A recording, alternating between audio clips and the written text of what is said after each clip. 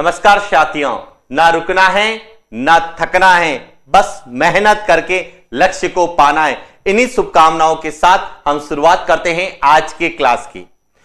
आज के क्लास में हम राजस्थान के भूगोल के संदर्भ में हाड़ौती के पठार का अध्ययन करेंगे। यद्यपि हमने हाड़ौती के पठार के बारे में अब तक क्या क्या पढ़ा है, तो देखिए हाड़ौती के पठार के बारे में हमने जो यह हाड़ौती का पठार है, इसकी सबसे पहले उत्पत्ति के बारे में पढ़ा कि इसकी उत्पत्ति कैसे हुई। उसके बाद इसके विस्तार के बारे में पढ़ा कि इसका विस्तार राजस्थान में कहां पर है, कौन से जिलों में है। इसके बाद इस हाड़ौती के पठार की विशेषताओं को हमने पढ़ा, इसकी महत्वपूर्ण विशेषताओं और अन्य विशेषताओं को भी हमने पढ़ा है। और आज हम बात करेंगे हाड़ौती के पठार का वर्गीकरण कि जो हाड़ौती का हमारा पठार है, इसको कितने भागों में बांटा गया है और उसका विस्तार राजस्थान के कौन कौन से जिलों में, और उसके बाद जो वर्गीकरण किया गया है उसका और किस प्रकार विभाजन किया गया है और उनकी क्या क्या विशेषता है, इन सभी के बारे में हम लोग बात करेंगे हाड़ौती के पठार के वर्गीकरण के अंतर्गत। तो शुरुआत करते हैं हाड़ौती के पठार के वर्गीकरण की। इसे विंध्य कगार क्षेत्र में और दक्कन के पठार में विभाजित किया गया है। विंध्य कगार क्षेत्र जिसका विस्तार कोटा, बूंदी और 12 जिलों में है, और दक्कन के पठार का जो विस्तार है वह झालावाड़ जिलों में, यहां हमने अध्ययन किया। अब इसी कड़ी में आज हम बात करने वाले हैं कि जो यह हाड़ौती के पठार के विंध्य कगार क्षेत्र है या जो दक्कन का पठार है, इसको और कितने भागों में विभाजित किया गया है और वहां से किस तरह से प्रश्न हमसे पूछे जाते हैं। बिल्कुल छोटा ही पोर्शन है, लेकिन यहां से प्रश्न पूछे जाने की संभावना सबसे ज्यादा है। और वर्तमान के यदि प्रश्न पत्रों का अवलोकन करें तो इससे सबसे ज्यादा प्रश्न पूछे गए। तो सबसे पहले तो हम उन छोटे छोटे पार्ट्स की बात करते हैं जहां से प्रश्न बन सकते हैं। तो बात करते हैं अर्धचंद्राकार पहाड़ियों की कि जो विंध्य कगार क्षेत्र है, विंध्य कगार क्षेत्र क्या है, इसके बारे में हमने अध्ययन किया था कि विंध्य कगार क्षेत्र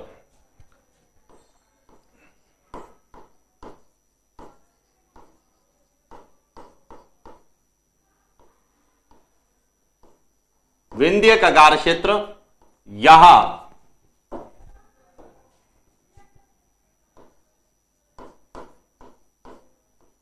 कोटा,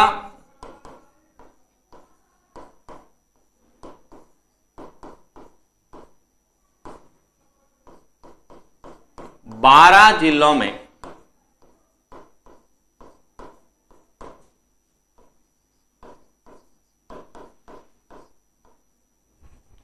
चंबल तथा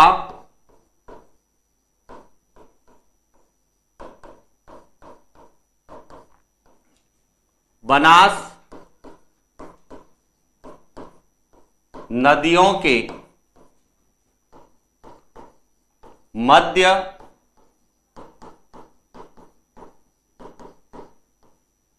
बलुआ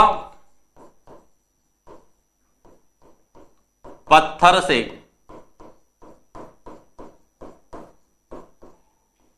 निर्मित चट्टानी या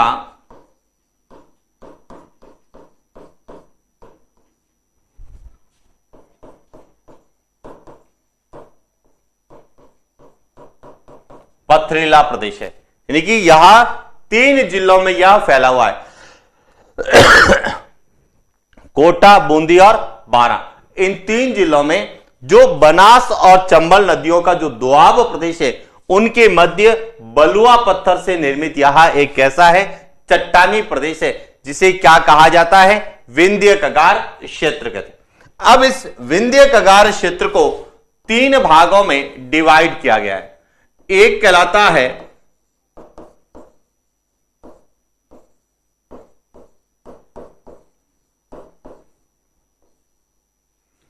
अर्धचंद्राकार पहाड़ियां,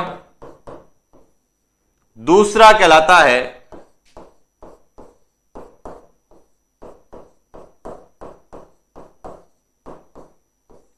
नदी निर्मित मैदान, और तीसरा कहलाता है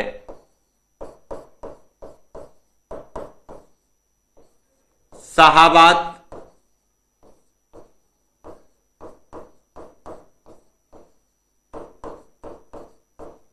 उच्च भूमि क्षेत्र।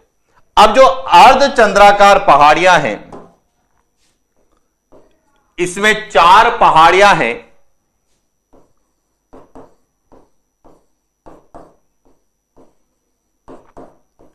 बूंदी की पहाड़ियां हैं,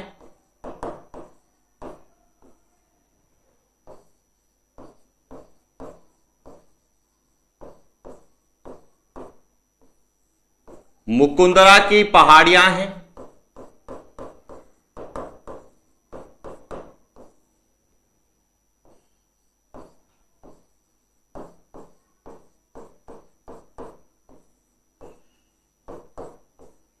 कुंडला की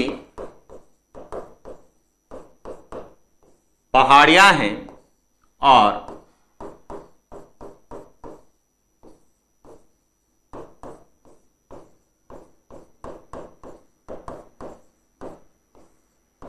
रामगढ़ की पहाड़ियां।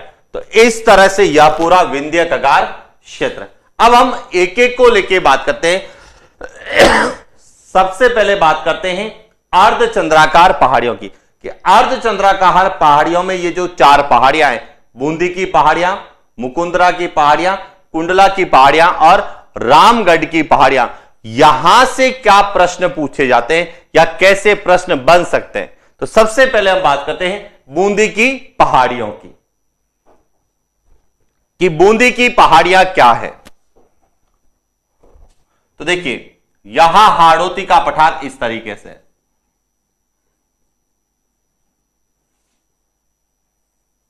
इस तरह से हाड़ौती का पठार है और इस हाड़ौती के पठार में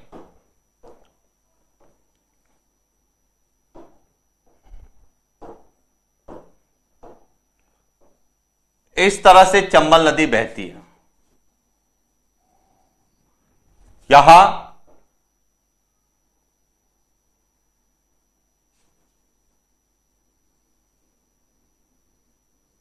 चंबल नदी का बहाव क्षेत्र है और यहां जो दक्षिण का भाग है, यहां पूरा दक्कन का पठार है। ऊपर वाला जो है विंध्य कगार क्षेत्र। अब विंध्य कगार क्षेत्र में जो बूंदी में पहाड़ियां हैं,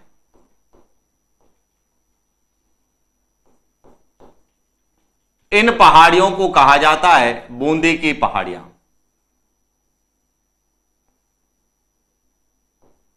यहां तो होगी बूंदी की पहाड़ियां। इसी तरह से कोटा और झालावाड़ में जो कुछ पहाड़ियों का विस्तार है, इन पहाड़ियों को कहा जाता है कुंडला की पहाड़ियां, जो कि कोटा और झालावाड़ में मुख्यतः इसका विस्तार कहां पर है, कोटा में। इसी तरह से कोटा के आसपास कुंडल के आकार की जो पहाड़ियां हैं, इन पहाड़ियों को कहा जाता है कुंडला की पहाड़ियां।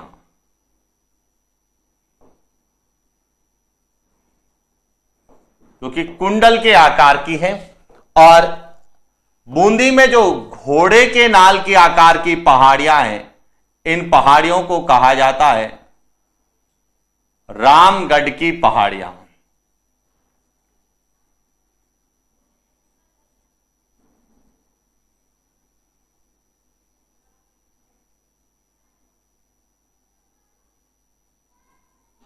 तो यहां जो है पहाड़ियां हैं, यहां 4 पहाड़ियां हैं। कौन कौन सी हैं?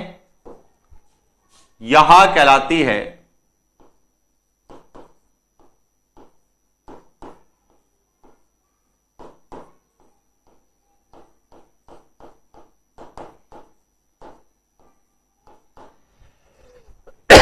बूंदी की पहाड़ियां, यहां कहलाती है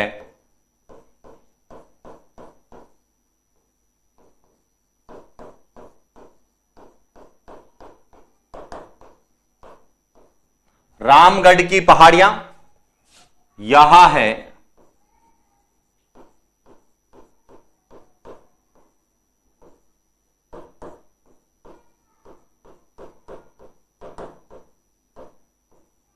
कुंडला की पहाड़ियां और यहां है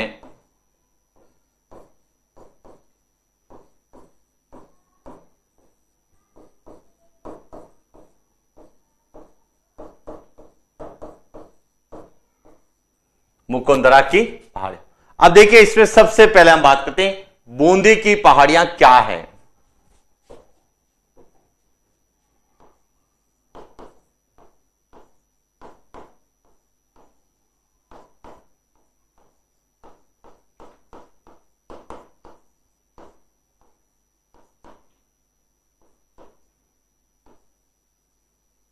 बूंदी की पहाड़ियां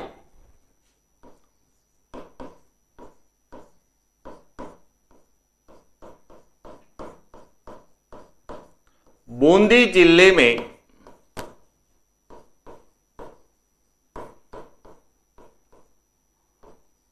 स्थित पहाड़ियां जिन्हें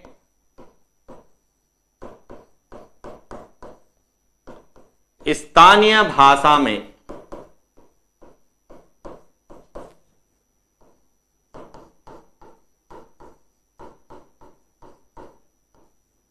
आडावाला पर्वत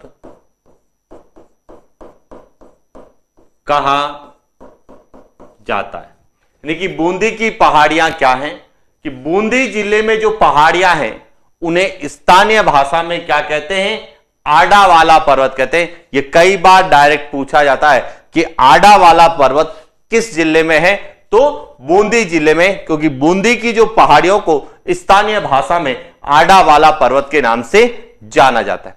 और बूंदी की पहाड़ियों की जो सर्वोच्च चोटी है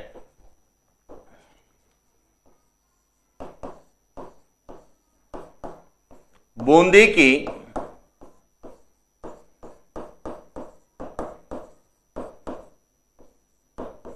पहाड़ियों की सर्वोच्च चोटी, बूंदी की पहाड़ियों की जो सर्वोच्च चोटी है उसका नाम है सतुर। किस जिले में है, यहां बूंदी जिले में। और इसकी ऊंचाई कितनी है,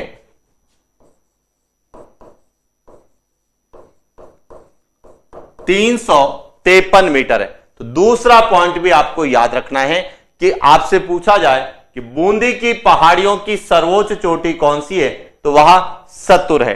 किस जिले में है, बूंदी जिले में। और इसकी ऊंचाई कितनी है, 353 मीटर है। अब यहां जो सबसे इंपॉर्टेंट प्रश्न आता है, कई बार पूछा जाता है बूंदी का सर्वोच्च शिखर कौन सा है, तो बूंदी का सर्वोच्च शिखर भी कौन सा है, सतुर है। क्योंकि यहां भी बूंदी की पहाड़ियों में बूंदी जिले में है और यह बूंदी जिले की सबसे ऊंची चोटी है। तो बूंदी की पहाड़ियों को लेकर आपको कोई डाउट नहीं होना चाहिए कि बूंदी की पहाड़ियां या हाड़ौती के पठार में जो विंध्य कगार क्षेत्र है, विंध्य कगार क्षेत्र में बूंदी जिले में स्थित पहाड़ियां हैं जिन्हें स्थानीय भाषा में आडावाला पर्वत कहते हैं। और इसकी सबसे ऊंची चोटी कौन सी है, सतुर है। क्लियर हो गया, ये तो थी बूंदी की पहाड़ियां।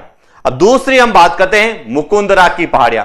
अब मुकुंदरा की जो पहाड़ियां हैं जिसे हम मुकुंदरा हिल्स के नाम से जानते हैं, तो मुकुंदरा की पहाड़ियां यहां कोटा और झालावाड़ में, लेकिन इसका सर्वाधिक विस्तार कहां पर है, कोटा में। तो बात करते हैं मुकुंदरा की पहाड़ियों की।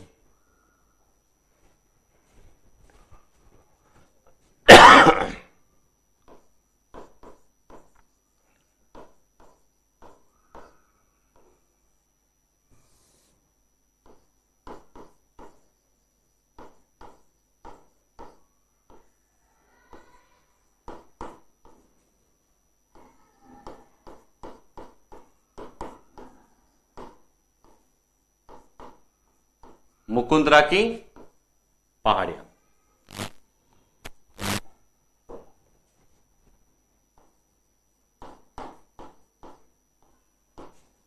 कोटा,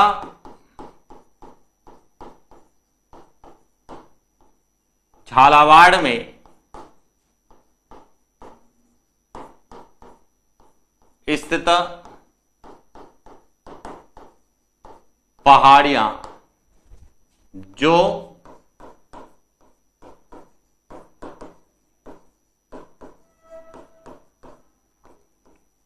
विंध्याचल का भाग है,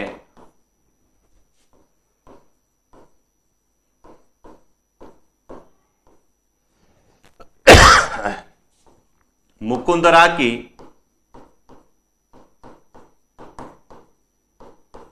पहाड़ियां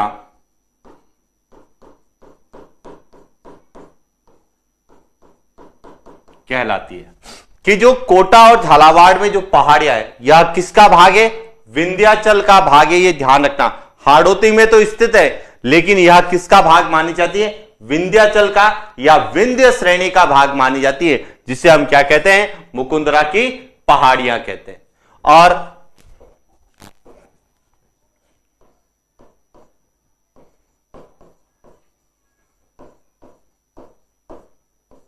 मुकुंदरा की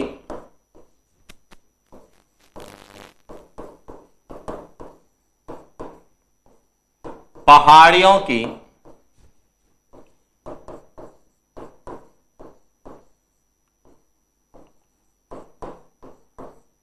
सर्वोच्च चोटी, मुकुंदरा की पहाड़ियों की जो सर्वोच्च चोटी है, जिसका नाम है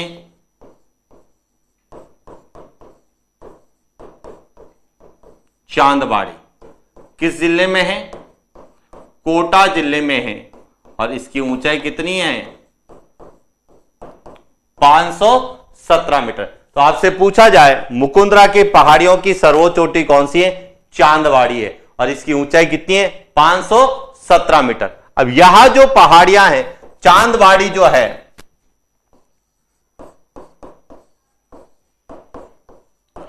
चांदबाड़ी चोटी यहां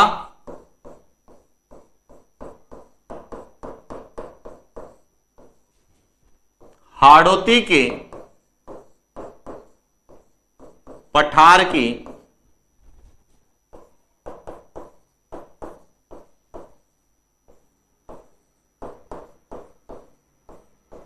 सर्वोच्च चोटी है। यदि आपसे पूछा जाए कि हाड़ौती के पठार की सर्वोच्च चोटी कौन सी है, तो हाड़ौती के पठार की भी सर्वोच्च चोटी कौन सी है? चांदबाड़ी है। तो इसलिए हमें चोटियां नहीं पूछकर कई बार क्या पूछा जाता है कि हाड़ौती के पठार की सबसे ऊंची पहाड़ियां कौन सी है? तो हाड़ौती के पठार की जो सबसे ऊंची पहाड़ियां हैं, वह कौन सी है? मुकुंदरा की पहाड़ियां। क्यों है? क्योंकि मुकुंदरा के पहाड़ियों की जो सबसे ऊंची चोटी है, जिसका नाम है चांदबाड़ी, यहां हाड़ौती के पठार की सबसे ऊंची चोटी है। इसीलिए जो है चांदबाड़ी या मुकुंदरा की पहाड़ियां यहां हाड़ौती के पठार में सबसे ऊंची है। क्लियर हो गया? इसके बाद तीसरी है कुंडला की पहाड़ियां।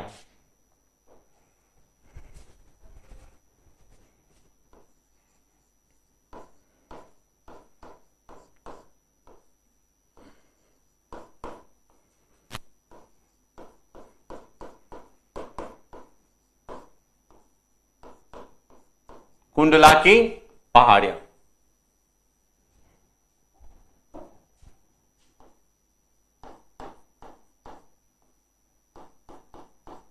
कोटा जिले के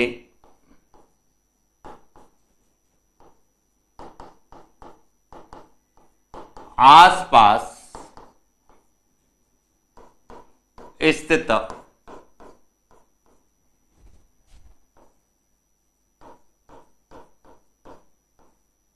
कुंडल के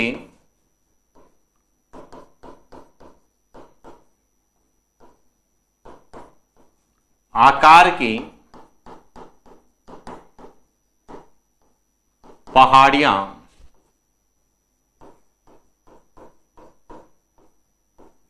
कुंडला की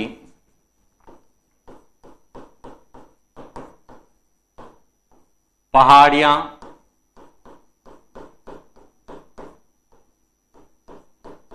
कहलाती। यह भी ध्यान रखना कि कुंडला की पहाड़ियां कहां पर है? तो कोटा जिले में। और इनकी आकृति जो है वह कुंडल के समान है। कुंडल देखा होगा आपने इस तरीके का। यह कोटा के आसपास इस तरह से कुंडल के आकार में फैली हुई पहाड़ियां हैं, इसीलिए इन्हें क्या कहा जाता है? कुंडला की पहाड़ियों के नाम से जाना जाता है। तो कुंडला की पहाड़ियां कहां पर हैं? तो कोटा जिले में स्थित कुंडल के आकार की पहाड़ियों को क्या कहते हैं? कुंडला की पहाड़ियां कहते हैं। और इनकी कोई पर्टिकुलर विशेषता नहीं है, बस यह अपने आकार के कारण चर्चित रहती है या आकार के कारण जानी जाती है। और इसके बाद है रामगढ़ की पहाड़ियां।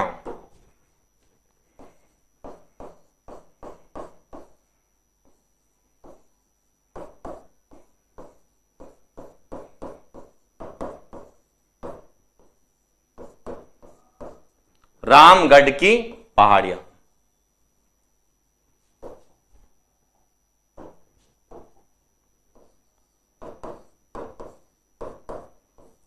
बूंदी में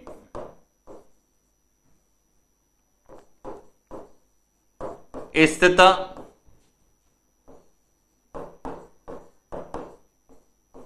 घोड़े के नाल के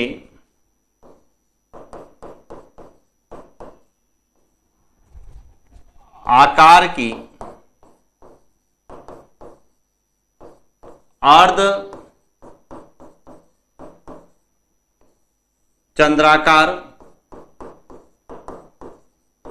पहाड़ियां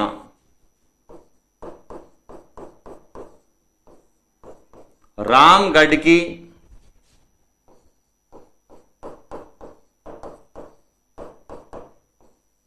पहाड़ियां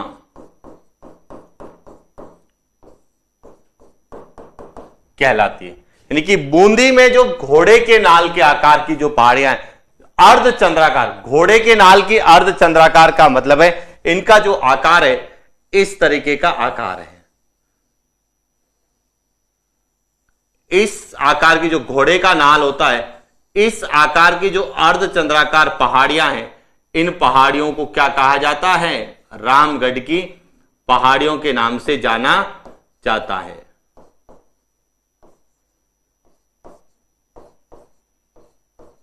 तो यह जो घोड़े के नाल की अर्ध चंद्राकार पहाड़ियां हैं, यह एग्जाम में सबसे ज्यादा पूछी जाती है। कई किताबों में रामगढ़ की पहाड़ियां बूंदी से 12 तक बताई गई है, लेकिन 12 में जो है वह रामगढ़ क्रेटर है, जबकि बूंद रामगढ़ की पहाड़ियां पूछी जाती है घोड़े के नाल के आकार की। तो यह कहां पर है? तो वह बूंदी में। इसीलिए इन्हें जो है हॉर्स शू कई बार पूछा जाता है।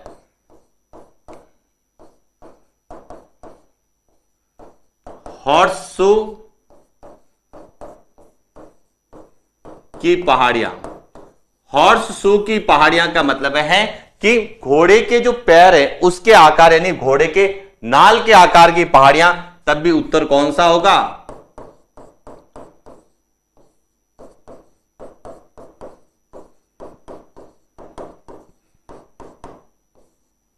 रामगढ़ की पहाड़ियां। तो इस तरह से हाड़ौती के पठार में जो 4 अर्धचंद्राकार पहाड़ियां जिनके बारे में हमने चर्चा की है, जो कि विंध्य कगार क्षेत्र का भाग है, इसमें कोई आपको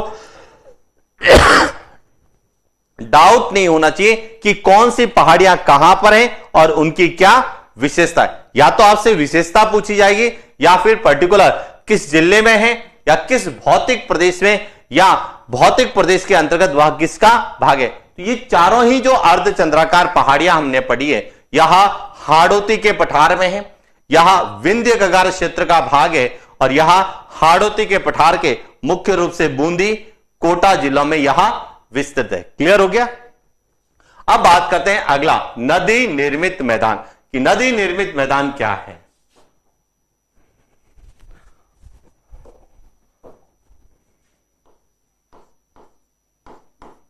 नदी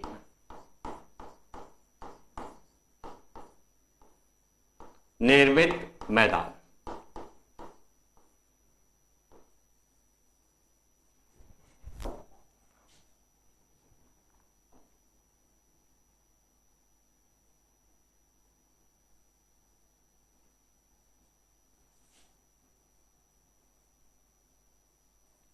यहां हाड़ौती का पठार है,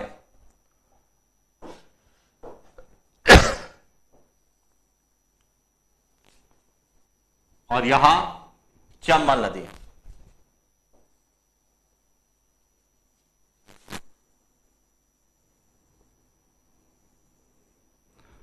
तो चंबल नदी जो है यहां बूंदी से लगाकर कोटा में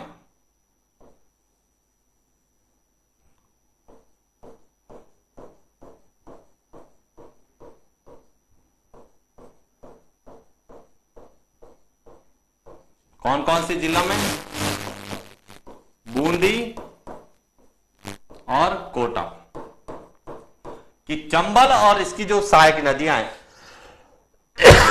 उसके द्वारा बूंदी कोटा में जो एक मैदान का निर्माण करती है उसे हम क्या कहते हैं, नदी निर्मित मैदान। तो नदी निर्मित मैदान क्या है,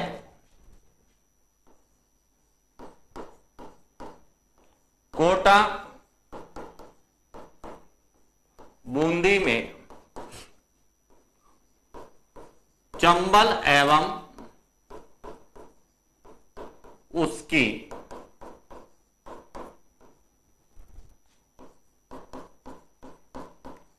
सहायक नदियों द्वारा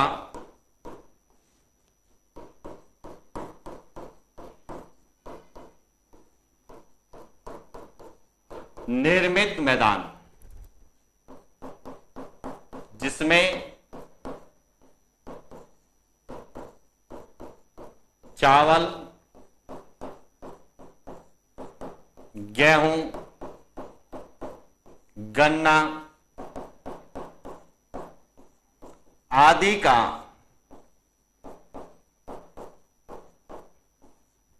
उत्पादन होता है। यानी कि अब देखिए यहां जो नदी निर्मित मैदान है यहां दो ही जिलों में, बूंदी और कोटा में। क्यों? क्योंकि चंबल नदी जो है यह चित्तौड़गढ़ से राजस्थान में प्रवेश करती है, 84गढ़ चित्तौड़गढ़ से, फिर यह बूंदी और कोटा में बहने के बाद सवाई माधोपुर, करौली और धौलपुर। तो यहां जो नदी है चंबल नदी हाड़ौती के पठार के दो जिलों में ही बहती है, लेकिन जो चंबल की सहायक नदियां हैं वहां बारा और झालावाड़ में भी बहती है। तो ये सब नदियां जो हैं बूंदी और कोटा में एक मैदान का निर्माण करती है और उसमें चावल, गेहूं और गन्ने का उत्पादन होता है, इसीलिए इस मैदान को हम नदी निर्मित मैदान की संज्ञा देते हैं। तो क्लियर हो गया कि नदी निर्मित मैदान कहां पर है, तो कोटा और बूंदी में है।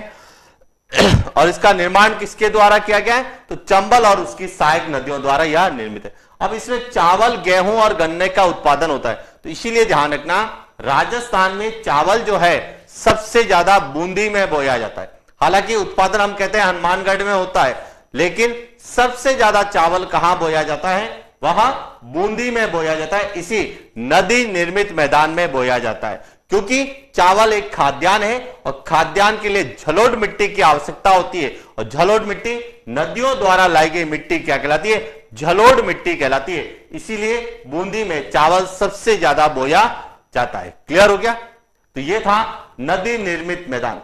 इसके बाद आता है शाहाबाद उच्च भूमि क्षेत्र। तो देखिए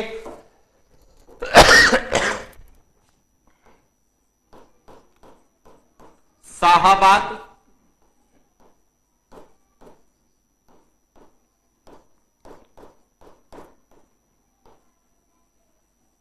उच्च भूमि।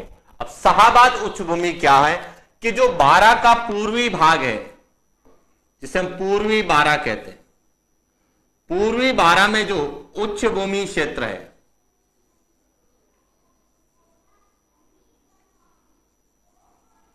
पूर्वी बारा का उच्च भूमि क्षेत्र जहां सहरिया जनजाति निवास करती है, उस क्षेत्र को किस नाम से जाना जाता है, शाहाबाद उच्च भूमि के नाम से जाना जाता है। और इसकी जो सबसे ऊंची चोटी है वह कौन सी है, कांबा है, और किस जिले में है, बारा जिले में। तो शाहाबाद उच्च भूमि क्षेत्र क्या है,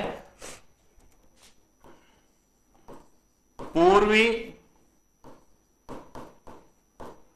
बारा में स्थित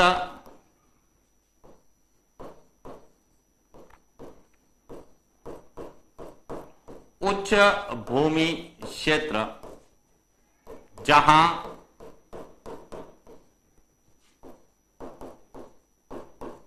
सहरिया जनजाति निवास करती है, उसे क्या कहते हैं? शाहाबाद उच्च भूमि क्षेत्र।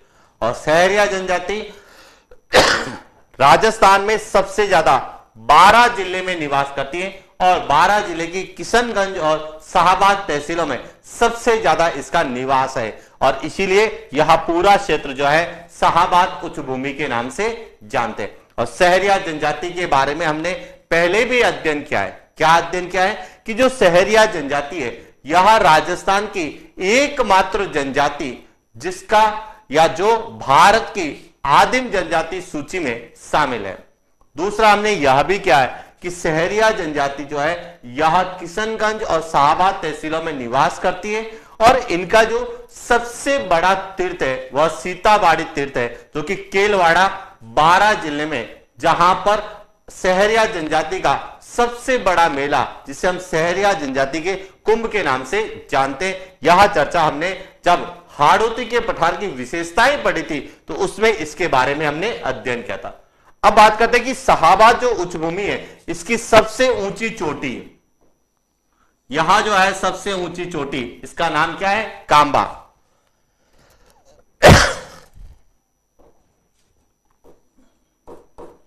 शाहाबाद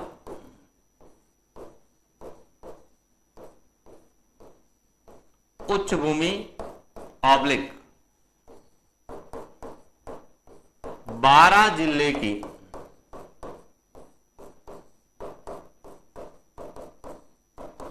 सबसे ऊंची चोटी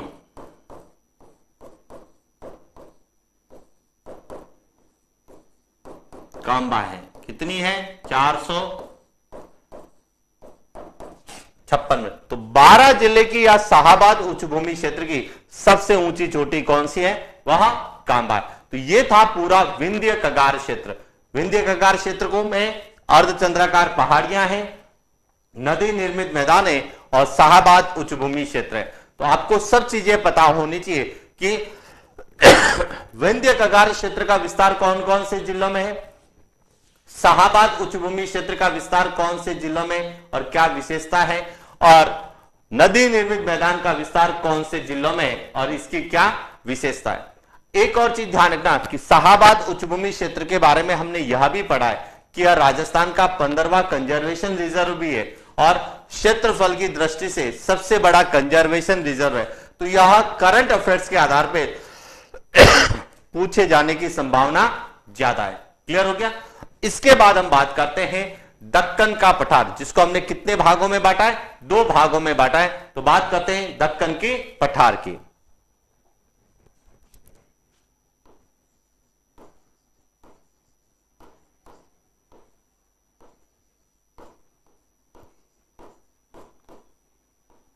दक्कन का पठार। अब दक्कन का पठार क्या है?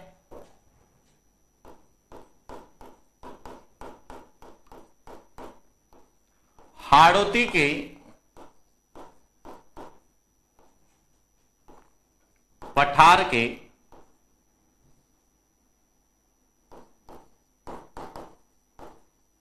विंध्य कगार क्षेत्र के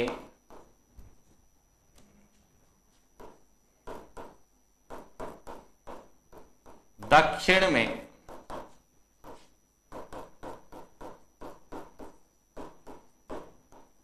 झालावाड़ में स्थित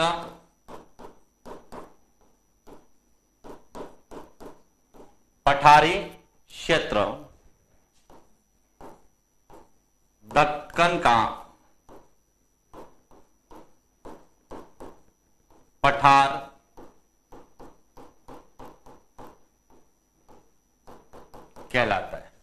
कि जो विंध्य कगार क्षेत्र है उसके दक्षिण में जो पठारी क्षेत्र है जिसका विस्तार झालावाड़ में, उसे हम दक्कन का पठार कहते हैं। अब दक्कन के पठार को भी कितने भागों में बांटा गया है? 2 भागों में बांटा गया है। एक कहलाता है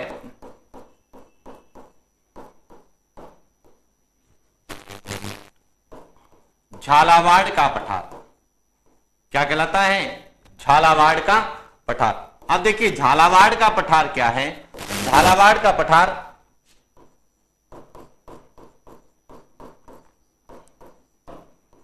झालावाड़ में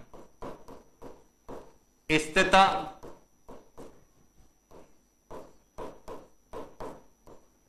पठारी क्षेत्र जो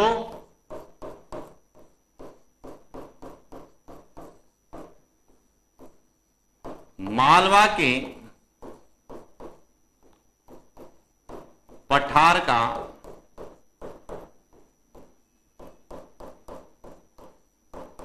उत्तरी भाग है। कि झालावाड़ में स्थित जो पठारी क्षेत्र है जो मालवा के पठार का उत्तरी भाग है उसे हम क्या कहते हैं? झालावाड़ का पठार कहते हैं। तो झालावाड़ का पठार का प्रश्न यदि डायरेक्ट पूछा जाएगा यह किसका भाग है, तो यदि हाड़ौती के भौतिक प्रदेश में पूछे तो हाड़ौती के पठार का भाग है, और हाड़ौती के पठार में पूछे तो यह दक्कन के पठार का भाग है। और यदि यह भारत के भौतिक प्रदेशों से पूछा जाता है तो यह मालवा के पठार का उत्तरी भाग है। क्लियर हो गया? इसके बाद दूसरा है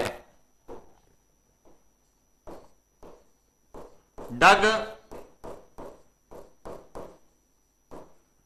गंगधर प्रदेश। कई जगह यह डग गंगाधर प्रदेश के नाम से भी लिखा हुआ मिलता है। तो डग गंगाधर, डग गंगाधर या डंग गंगाधार सब एक ही है। क्लियर? अब ये है क्या यह समझना है।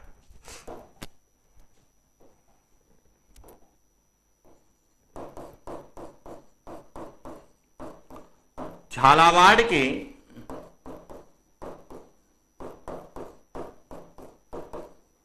दक्षिण पश्चिम में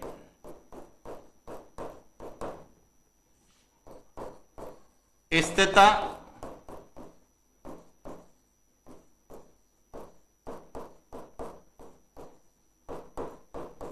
उच्च भूमि क्षेत्र डग गंगाधर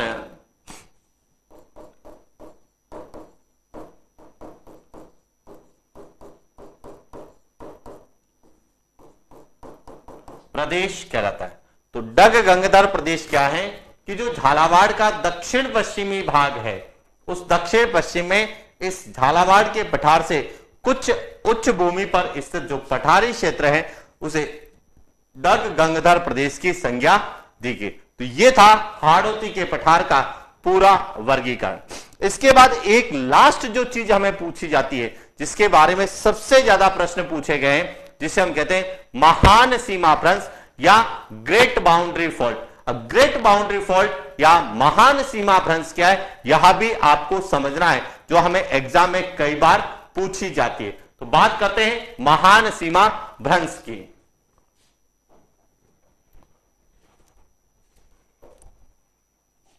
यह जो है यह है अरावली पर्वतमाला और यह है पूरा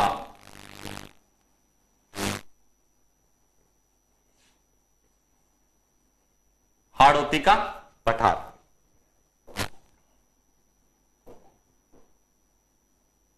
यह इस तरह से हाड़ौती का पठार है और यह मैदान है। इस हाड़ौती के पठार में बूंदी से लगाकर सवाई माधोपुर के मध्य एक पूरी भ्रंश घाटी है।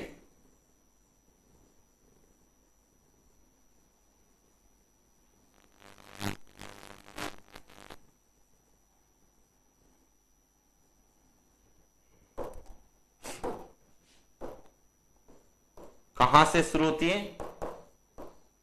बूंदी से लगाकर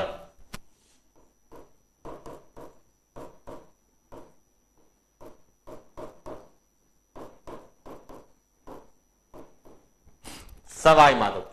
और यह कहां है? हाड़ौती के पठार में, यह ध्यान रखना।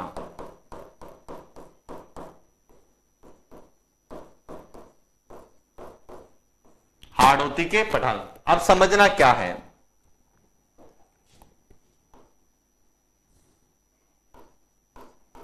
महान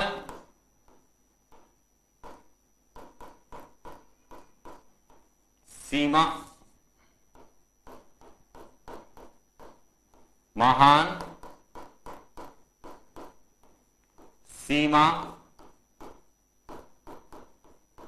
भ्रंश। कि महान सीमा भ्रंश क्या है, इसको एक अच्छे से समझना।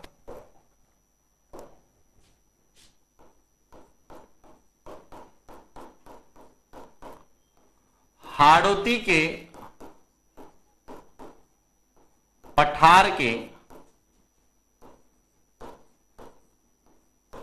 उत्तर पश्चिम, जिसको लिखा जाता है पश्चिमोत्तर,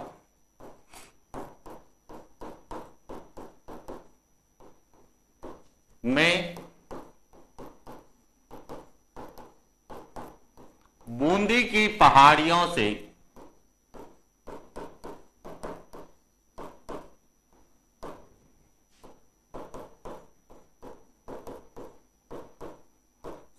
सवाई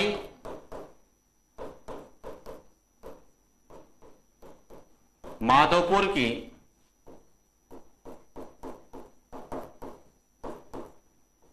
पहाड़ियों के मध्य स्थित भ्रंश ऑब्लिक दरार को महान सीमा भ्रंश, ग्रेट बाउंड्री फॉल्ट कहा जाता है। अब आपको एकदम क्लियर हो गया, महान सीमा भ्रंश, इसे ही हम क्या कहते हैं? ग्रेटर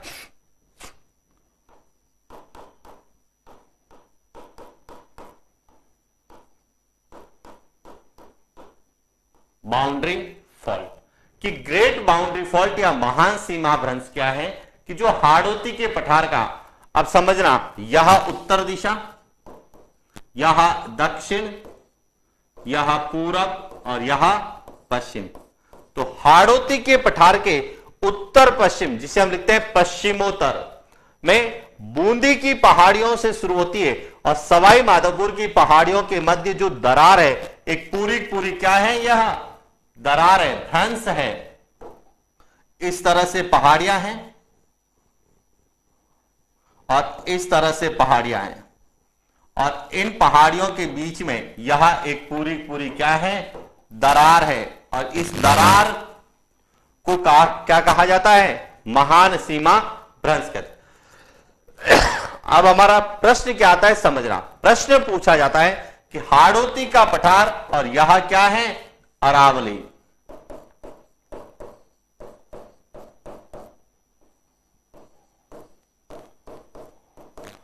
कि हाड़ौती के पठार और अरावली को अलग करने वाली संरचना कौन सी है? तो यह ग्रेट बाउंड्री फॉल्ट है। यह हाड़ौती के पठार और अरावली को क्या करती है? विभाजित करती है। यह भी आपसे एग्जाम में पूछा जाता है। तो कई बार यह प्रश्न आया है। 2013 से लगाकर वर्तमान में बात करें तो इस प्रश्न को 3-4 से ज्यादा बार पूछा गया है कि ग्रेट बाउंड्री फॉल्ट या तो पूछा जाता है कहां से कहां तक है, या कहां पे स्थित है, या कौन से भौतिक प्रदेश में है, या कौन से भौतिक प्रदेशों को यह अलग करती है। तो जितने भी प्रश्न ग्रेट बाउंड्री फॉल्ट से बन सकते हैं, उन सभी प्रश्नों पर हमने बात की है कि ग्रेट बाउंड्री फॉल्ट कहां से कहां तक है, किस भौतिक प्रदेश में, और अरावली और हाड़ौती के पठार को यह क्या करती है? अलग करती है। सीधा भी प्रश्न पूछा जा सकता है। तो यह था आज का हमारा सेशन, जिसमें हमने हाड़ौती के पठार के वर्गीकरण के बारे में पढ़ा, और इसी के साथ हमारा एक भौतिक प्रदेश पूरा कंप्लीट होता है। कौन सा? हाड़ौती का पठार, कि देखिए हाड़ौती के पठार में हमने क्या क्या पढ़ा। सबसे पहले हाड़ौती के पठार की उत्पत्ति को पढ़ा, उसके बाद हाड़ौती के पठार के विस्तार को पढ़ा, इसके बाद हाड़ौती के पठार की क्या क्या विशेषताएं उनको पढ़ा, और उसके बाद हाड़ौती के पठार के वर्गीकरण को पढ़ा कि हाड़ौती के पठार के वर्गीकरण को लेके किस तरह से विभाजित किया गया है, कौन कौन से जिलों में है और उनकी क्या क्या विशेषताएं। और इसी के साथ हमारा राजस्थान के भौतिक प्रदेशों में एक भौतिक प्रदेश कंप्लीट होता है। अगली क्लास में हम लोग एक नए भौतिक प्रदेश के साथ उसकी शुरुआत करेंगे। आज के लिए इतना ही, मिलते हैं नेक्स्ट क्लास। Thank you.